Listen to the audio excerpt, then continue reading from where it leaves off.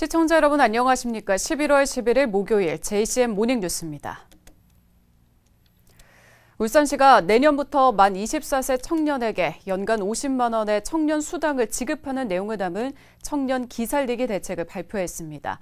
청년 일자리 확대와 주거, 교통비 지원 등의 내용도 담겼는데 야권에서는 선거를 앞둔 퍼주기식 정책이라면서 공세를 높였습니다. 김영환 기자가 보도합니다. 최근 5년간 울산 지역 청년 인구 감소율은 3.5%로 부산과 경남보다 높습니다. 주력 산업 부진과 취업난으로 청년들의 탈울산이 가속화되고 있습니다. 울산시가 심각한 청년 문제 해소를 위해 특단의 내용을 담은 청년 기살리기 대책을 발표했습니다. 핵심은 보편적 복지 차원의 청년 수당 지급입니다. 울산시는 내년부터 만 24세 울산 지역 청년들에게 연간 50만 원의 청년 수당을 지급하기로 했습니다.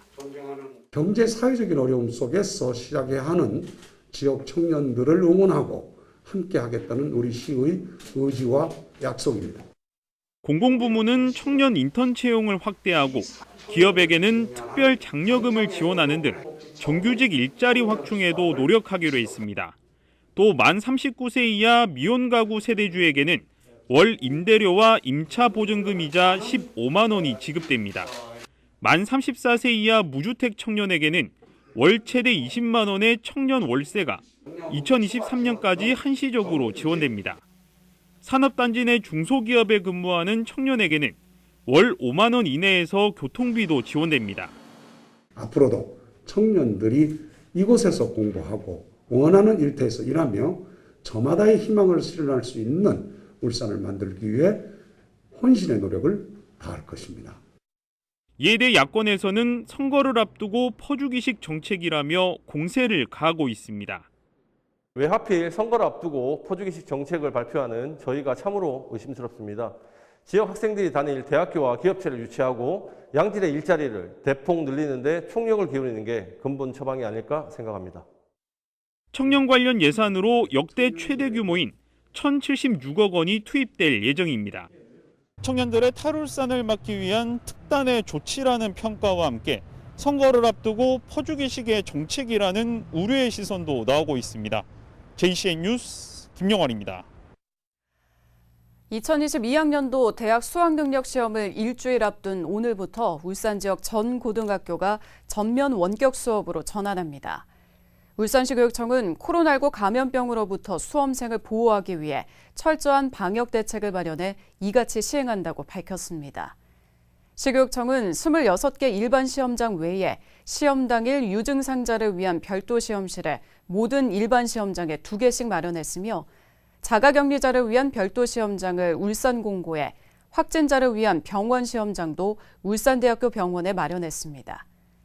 한편 올해 울산에서는 29개 시험장에서 1,683명의 수험생이 수능에 응시합니다.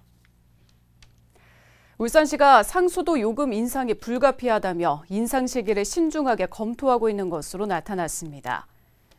울산시는 서희웅 시의원의 서면 질문에 대한 답변을 통해 울산시의 상수도 요금이 2012년에 인상된 이후 10년째 동결 중이라며 매년 10%씩 3년간 33.1%의 요금 인상이 필요하다는 용역 결과가 지난해 도출됐다고 밝혔습니다. 울산시는 송수관 복선화와 노후관 정비 등으로 인해 재정 악화로 인한 요금 인상이 불가피한 실정이지만 어려운 가게와 중소상공인의 부담을 고려해서 인상 시기를 신중하게 검토하고 있다고 덧붙였습니다. 울산시와 대통령 직속 정책기획위원회가 공동으로 주최하는 한국판 뉴딜 경청 공감 부의경태 토론회가 어제 울산 전시 컨벤션 센터에서 열렸습니다. 토론회에 앞서 부의경지자체와 정책기획위원회는 단일 경제와 생활권을 위한 초광역 교통망 구축과 초광역 인재 양성 협업 거버넌스 구축, 초광역 단위 미래 전략산업 육성 등에 협력하는 협약을 맺었습니다.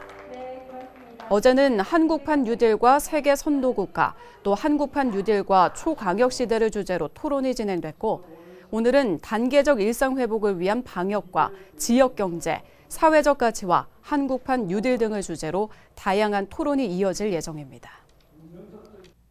울산시 교육청이 최근 3년간 110억 원이 넘는 예산을 사립학교 법인의 법정 부담금으로 대납했다는 지적이 행정사무감사에서 제기됐습니다. 윤덕권 시의원은 지난 3년간 지역 사립학교 법인들이 내야 할 법정 부담금은 133억 원이지만 18억 5천만 원밖에 내지 않았다며 교육청이 115억 원이 넘는 예산을 대납했다고 지적했습니다.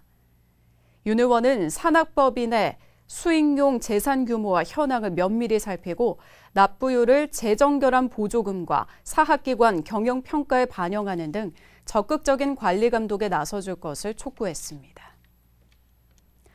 울산의 한 초등학교 교사가 비행기 내에서 여승무원의 신체를 불법 촬영했다가 적발된 것으로 드러났습니다. 김종섭 시의원은 어제 열린 행정사무감사에서 울산의 한 초등학교 교사가 기내에서 여승무원의 신체 일부를 몰래카메라를 이용해 불법 촬영했다가 적발돼 부산 강서경찰서가 수사에 착수했다며 교사 성비위 사건에 대한 교육청의 엄중한 처벌을 촉구했습니다. 김 의원은 해당 교사가 속한 학교 내에서 추가 사례가 없는지 교육청은 진상조사에 나서야 한다고 주장했습니다. 울산 지역 전통시장 우수 상품을 휴대전화로 구입할 수 있는 라이브 커머스가 어제부터 나흘간 열립니다. 코로나19로 위축된 전통시장 상인들에게 큰 도움이 될 전망인데 일회성 행사에 그치지 않도록 지속적인 지원도 필요해 보입니다. 김동현 기자입니다. 휴대전화 앞에선 진행자들이 닭갈비 판매에 여념이 없습니다. 직접 조리하고 먹어보며 상품의 장점을 설명하고 시청자와 실시간 소통을 이어갑니다. 울산 가게에서만 팔던 상품을 전국 누구나 쉽게 살 수 있도록 만든 실시간 온라인 장터 라이브 커머스입니다. 23년을 했지만 광고를 한 번도 해본 적이 없어요. 그래서 아시는 분, 이제 단골 손님이나 그런 분들이나 아시고 그분들이 입소문으로 아시는데 이 기회로 전혀 몰랐던 분들이 조금 알게 되는 계기가 되지 않을까. 그분들한테 소개할 수 있어서 저는 너무 감사하고요. 울산 지역 14개 전통시장과 상가회에서 저마다의 대표 상품을 내걸고 나흘간의 판매에 나섰습니다. 농산품과 건어물, 상가에서 판매하던 음식들은 물론 아동복과 무용복 등의 의류도 판매 목록에 올랐습니다. JCN 울산중앙방송의 유튜브 채널 존TV와 네이버 라이브 커머스 플랫폼 등에서 실시간 방송하면서 코로나19로 위축된 전통시장에 활기를 불어넣을 전망입니다. 울산 전통시장이 얼마나 지금 4차 산업혁명 시대에 걸맞도록 참 변신해가면서 이렇게 무섭게 이렇게 세계를 선도하고 있는가, 그걸 보여주는 거라고 저는 생각합니다.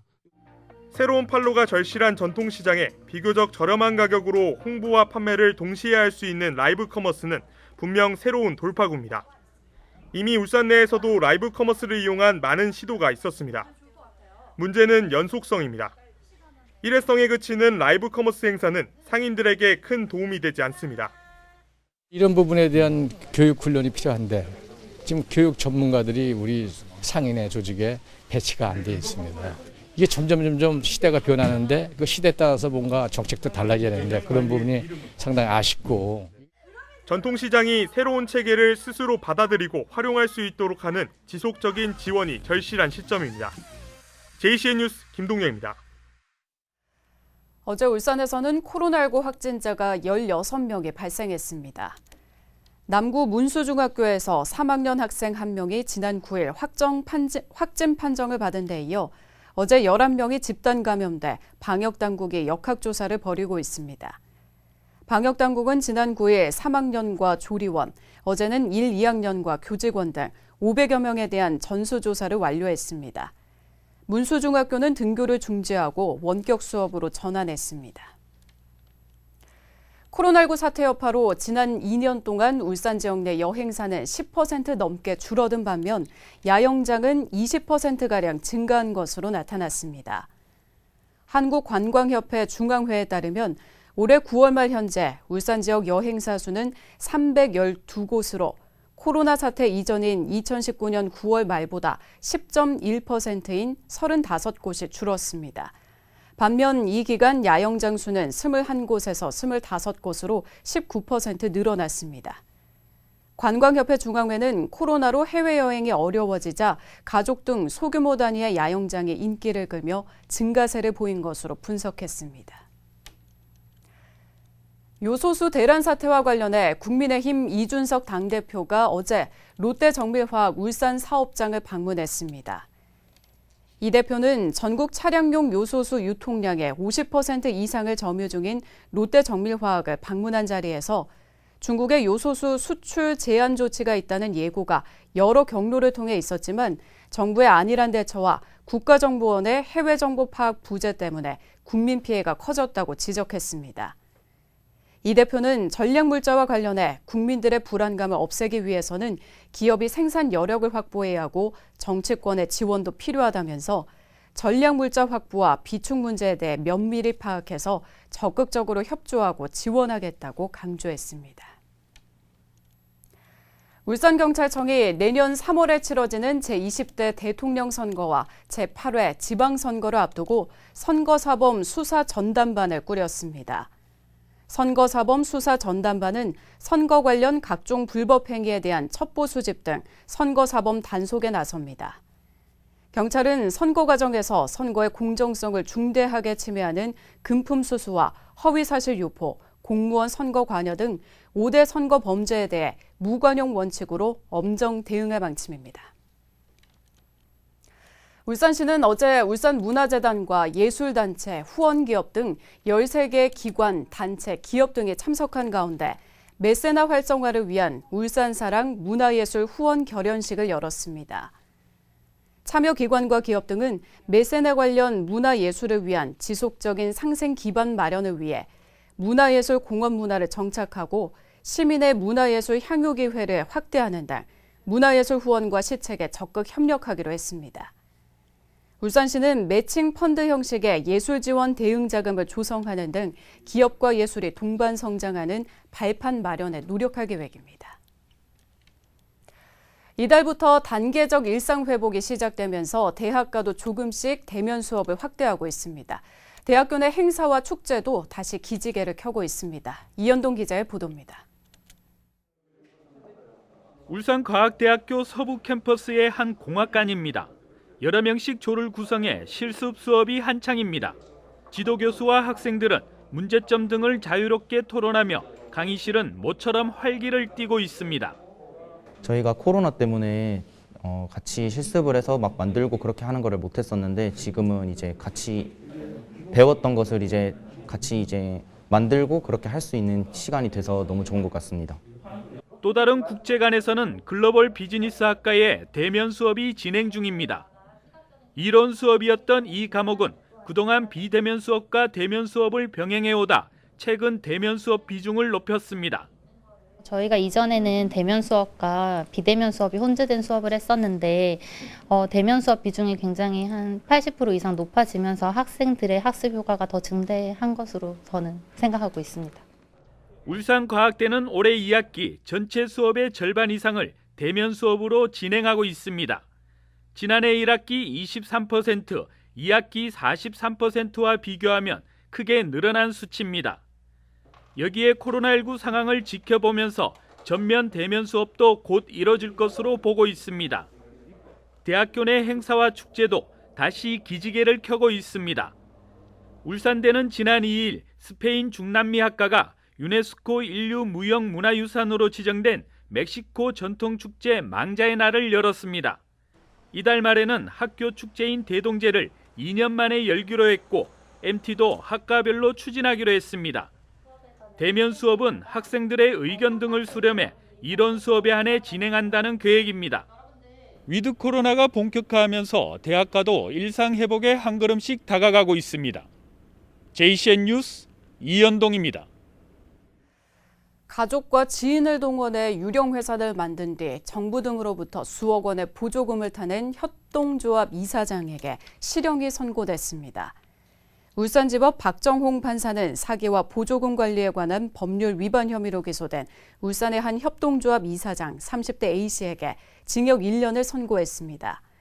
또 함께 기소된 11명에게 징역형의 집행유예 또는 벌금형을 각각 선고했습니다. A씨는 가족과 지인들의 명의로 유령 회사를 만든 뒤 3년에 걸쳐 고용노동부 등 정부기관과 지자체로부터 3억 원가량의 보조금을 부정수급한 혐의를 받고 있습니다.